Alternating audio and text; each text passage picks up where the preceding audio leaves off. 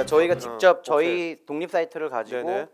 혹은 독립 사이트가 아니더라고 하더라도 독립적인 상점을 가지고 네. 판매를 직접 하는 거를 채널 비즈니스라고 저희가 명칭을 하고요. 네. 네, 서비스 비즈니스는 이런 저희가 채널 비즈니스를 하면서 어쨌거나 한 08년부터 지금까지 해서 한 8년 정도 이렇게 중국이라는 특히 그 대중국 혹은 중화권이라는 시장 쪽에 어느 정도 포커스된 그 노하우를 가지고 있다 보니까 그 한국에 있는 브랜드나 혹은 뭐 중국에 이미 진출한 브랜드들이 중국 내에서에 대한 온라인 비즈니스 혹은 글로벌 비즈니스에 대한 서비스를 좀 해주시기를 요청을 하셨었거든요. 뭐 타오바오라든지 뭐 이런 데 들어가 입점하고 하는 거. 예를 뭐 저희가 이제 지금 한 20개 정도의 브랜드들을 운영 대행을 해드리고 있고요. 뭐 이랜드 그룹의 한 8개 브랜드라던가 뭐 코롱, EXR, 네. 뭐 알로엔누 뭐 이런 그다음에 뭐 화장품은 네이처 리퍼블릭, 락앤락 뭐 이런 이미 기진출한 브랜드들이시긴 하지만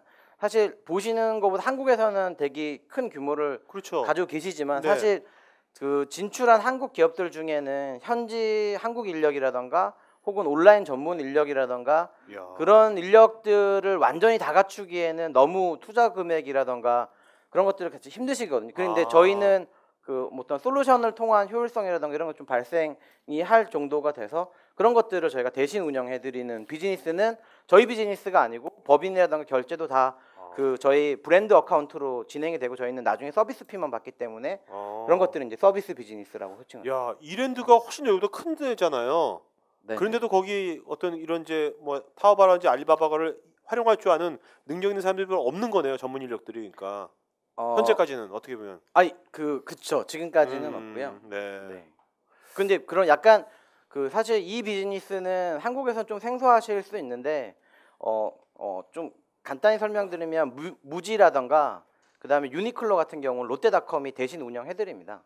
그런 것들을. 그리고 뭐 인터파크에서도 마리오 아울렛 몰이라던가 이런 그 전통 오프라인 기업이 온라인으로 그 어떤 그 운영 체계라던가 인력을 하이어링하고 그걸 관리하는 부분은 사실 조금 갭이 있기 때문에 그런 것들에 대한 투자를 그냥 서비스비로 대체하는 것이 사실 기회비용으로 봤을 때 더 클 수 있다고 생각을 하면 그렇게 선택을 하시고요. 네. 실제로 중국에서는 저희처럼 이런 서비스 운영 대행만 하는 회사들 중에 맞는 큰 회사는 뭐 인력만 한 2,000명 정도 근무하는 운영 대행 회사도 있으니까 아주 일반적이고 보편적인 사업 영역 중에. 그러면 이제 대표님께서는 먼저 이게 본인의 이제 그 직판 채널 비즈니스를 먼저 하시고 서비스 비즈니스는 나중에 생긴 거죠? 네네네. 그러니까, 현재 매출 비중은 어떻습니까? 지금 5대5 정도. 5대5. 와, 굉장히 크네요 서비스. 서비스 비즈니스는 기본적인 전통 그 오프라인에서 이미 인지도가 있는 브랜드들이 온라인으로 집행되기도 하고요. 네. 그리고 그 이제 저희가 기존의 패션에서 서비스 비즈니스를 하면서 뭐 화장품이라던가 공산품이라던가 이렇게 이제 넘어가게 되기 때문에 매출 볼륨에 대한 걸로 봤을 때는 50대 50이 되고요. 근데 전체 회사의 영업이익이라던가 net 프로핏으로 가면 여전히 저희 이제 기본적인 저희 채널 비즈니스가 훨씬 더 크게. 자, 그럼 이제 우리 이제 그 서비스 비즈니스 모델 보죠. 근데 이게 지금은 아까 보니까 그 채널 비즈니스 쪽이 서비스 비즈니스보다 아까 지금 매출 반반인데 향후에는 서비스 비즈니스가 더 커지리라고 보십니까? 어떻게 보세요? 향후 5년 뒤쯤에는? 적어도 당분간은 서비스 비즈니스는 좀 계속 커질 것 같습니다. 네. 자, 그러면 이제 이거는 결국 이제 여기 있는 분들의 제품이나 그런 것을 이제 판매 대행을 해주는 거죠. 아까 이랜드만 말씀하신 것처럼. 근데 그러면 여기 있는 분들이 만약에 이걸 보고서 우리도 한번 여기다 운영 대행을 하고 싶다 하면 어떤 절차와 어떤 정도 비용이 들어가는 건지 그거 좀 말씀 좀 해주시죠. 어떤 서비스를 해주는 건지 여기서. 그러니까 브랜드로 좀 설명드리는 게 좀 쉬울 것 같고요. 왜냐면 G마켓은 종합 플랫폼이라서 종합 플랫폼은 그러니까 완전히 다른 이제 접근이고요.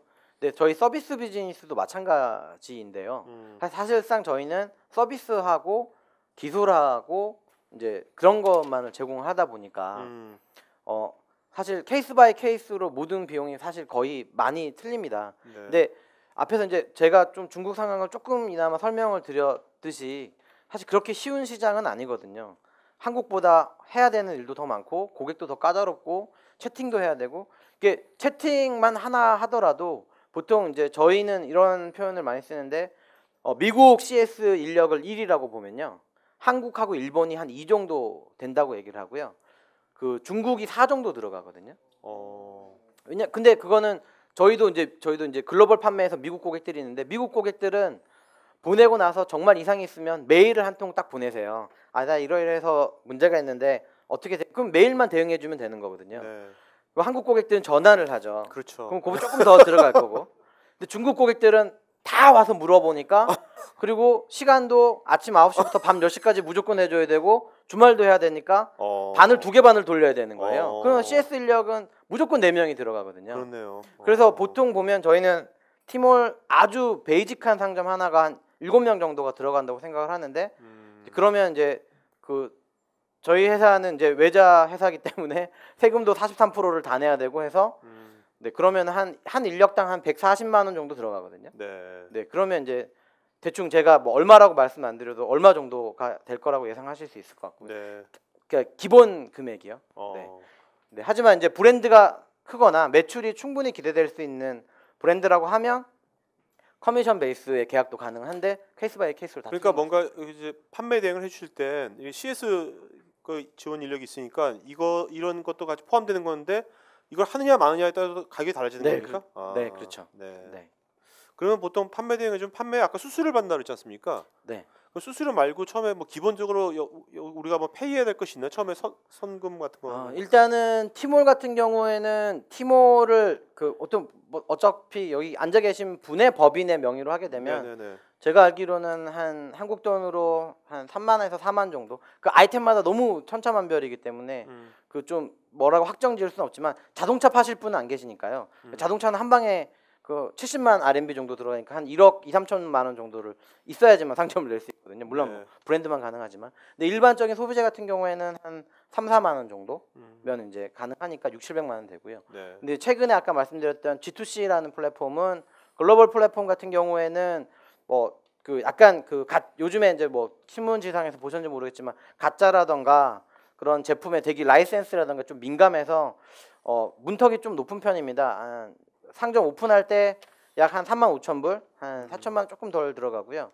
그게 이제 오픈할 때 무조건 들어가는 비용이고 뭐 그 이외에는 뭐 저희랑 진행하게 되면 뭐 초기 오픈 시에는 디자인 비용이라던가 이런 오픈 비용은 뭐 들어갈 수 있는데 그것도 어떤 상품이냐, 어떤 브랜드냐, 어떤 카테고리냐에 따라서 너무 많이 틀려지기 때문에 여기 서비스를 받는 회사들이 운영 사례가 되게 나오는데 다 할 수 없고 이 중에서 뭐 한 가지만 제일 뭐 여기 있는 분들 할 건 어떤 YG 어디요? 네네. 요거요? 네.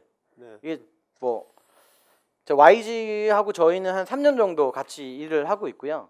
YG 안에 e샵이라는 YG 스타들이 음반, 그다음에 응원 도구, 뭐 여러 가지 이런 제품들이 그 온라인에서 판매가 됩니다. e샵이라는 게 있고 한국어 사이트가 있고요. 저희는 중국어 사이트를 운영하고 있고 그런 글로벌 사이트는 저희 솔루션을 쓰고 있어서 저희가 대응을 하고 있는데 재밌는 게 저희는 이제 항상 제가 빅뱅 팬은 아니지만 빅뱅의 앨범을 기다리는 거죠. 네. 앨범이 나오면 하루 매출이 막 2억씩 나오는 경우가 있거든요. 2억? 네. 와. 그리고 뭐 응원봉이 있습니다. 이게 그 자녀분들한테 물어보시면 알 텐데 그 빅뱅 공식 응원봉이 있거든요. 네, 이렇게 노란색으로 돼서. 근데 더 재밌는 건 매년 이 공식 응원봉이 업그레이드가 되는데 네. 예를 들어서 15년도에 14년도 응원봉을 들고 오면 너는 진성 그 빅뱅 팬이 아니다. 그럼 이 응원봉 뉴 버전이 나오면 또 하루 매출 봉만 팔아서 한 5천만 원 나오고 이런 그런 재밌는 게 있죠. 그 중국의 그 오빠 부대 뭐가 훨씬 더 센가 보죠, 우리나라. 세진 않은 것 같은데 네. 많은 건 확실한 것 같습니다. 맞다. 네.